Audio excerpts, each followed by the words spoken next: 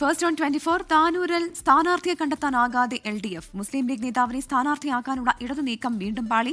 ജില്ലാ പഞ്ചായത്ത് അംഗം VKM ഷാഫിയെ സ്ഥാനാർത്ഥിയാക്കാനാണ് ഇടതുമുന്നണി പദ്ധതിയിട്ടത്. ഷാഫിയുമായി കൂടിക്കാഴ്ച നടത്തിയെങ്കിലും അദ്ദേഹം അതിന് വഴങ്ങിയുമില്ല. നിഖിൽ പ്രമേഷാണ് ചേരുന്നത് മലപ്പുറത്തു നിന്ന് വിവരങ്ങളുമായി. Nikhil, good morning.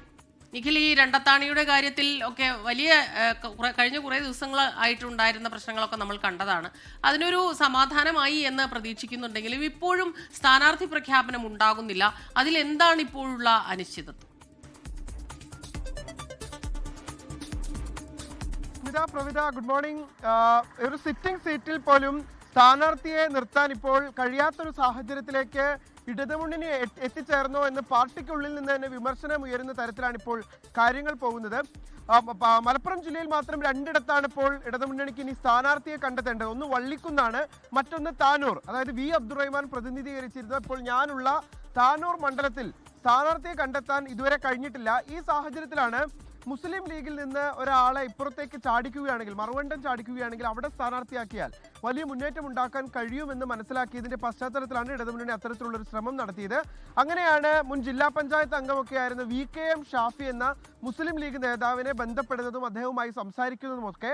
ഇന്നലെ വരെ അദ്ദേഹത്തിന്റെ പേരിന് വലിയ മുൻതൂക്കം ഉണ്ടായിരുന്നു. അദ്ദേഹവുമായി നിരന്തരം ചർച്ചകൾ നേതൃത്വം നടത്തുകയും ചെയ്തു. പക്ഷെ അദ്ദേഹം അതിന് തയ്യാറായിട്ടില്ല.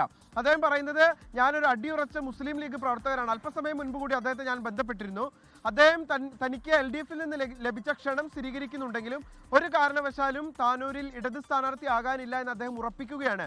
ഇതോടുകൂടി ഒരു നാണക്കേടിലേക്ക് ഇടതുമുന്നണി പോകുന്ന ഒരു സാഹചര്യം ഉണ്ടാവുകയാണ്. നമ്മൾ ഓർക്കണം, വള്ളിക്കുന്ന് പോലെയല്ല താനൂര്. നേരത്തെ വള്ളിക്കുന്നിൽ മുസ്ലിം ലീഗിന്റെ സംസ്ഥാന സെക്രട്ടറി ഷാഫി ചാലിയത്തെ സ്ഥാനാർത്ഥിയാക്കാൻ ഇടതുമുന്നണി ശ്രമങ്ങൾ നടത്തുകയും അദ്ദേഹവുമായി സംസാരിക്കുകയും ഒക്കെ ചെയ്തുവെങ്കിലും ഷാഫി അതിന് തയ്യാറായിരുന്നില്ല. അതിന് പിന്നാലെയാണ് മറ്റൊരു ഷാഫി, VKM ഷാഫി കൂടി ഇടത് ക്ഷണം തള്ളുന്നത്. അദ്ദേഹം പറയുന്നത്, ഞാനൊരു അടിയുറച്ച മുസ്ലിം ലീഗുകാരനാണ്, അതുകൊണ്ട് തന്നെ ഈ ക്ഷണം തള്ളുന്നു, താനൂരിൽ മത്സരിക്കാനില്ല എന്നുള്ളതാണ്.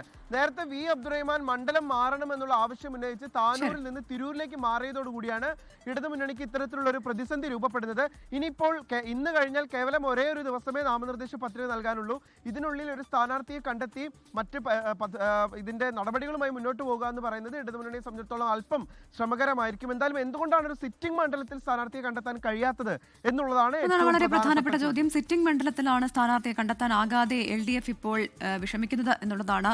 അബ്ദുറഹ്മാൻ താനൂരിൽ നിന്ന് തിരൂരിലേക്ക് മാറിയ ആ ഒരു ഒഴിവിലാണ് ഇതുവരെ ഒരു ആളെ കണ്ടെത്താനാകാതിരിക്കുന്നത്. അപ്പോൾ ഇനിയിപ്പോൾ നിങ്ങൾ പറഞ്ഞ പോലെ തന്നെ സമയമില്ല. ഇന്നൊരു ദിവസം നാമനിർദ്ദേശ പത്രിക സമർപ്പിക്കാനുണ്ട്. നാളെ അവധിയാണ്. ഇനി മറ്റന്നാളാണ് അവസാന തീയതി. ഇതിപ്പോ പറ്റുന്നതെന്ന് വെച്ചാൽ പെട്ടെന്ന് തന്നെ സ്ഥാനാർത്ഥികളെ തീരുമാനിച്ചു, പ്രഖ്യാപനമൊക്കെ നടത്തി എന്ന് പറഞ്ഞ് UDF-നെ വല്ലാതെ പരിഹസിച്ചിരുന്ന അവർക്ക് നേരെ ഇപ്പോൾ അതൊരു ആയുധമാക്കും UDF എന്നുള്ള കാര്യത്തിൽ സംശയമില്ല. ലോകത്തെവിടെയായാലും ഏത് സമയത്തും 24 വാർത്തകളും ഓഗ്മെന്റഡ് റിയാലിറ്റി പാക്കേജുകളും എക്സ്പ്ലെയിനറുകളും വിശദമായി കാണാൻ ഞങ്ങളുടെ YouTube ചാനൽ നിങ്ങൾക്ക് സബ്സ്ക്രൈബ് ചെയ്യാം.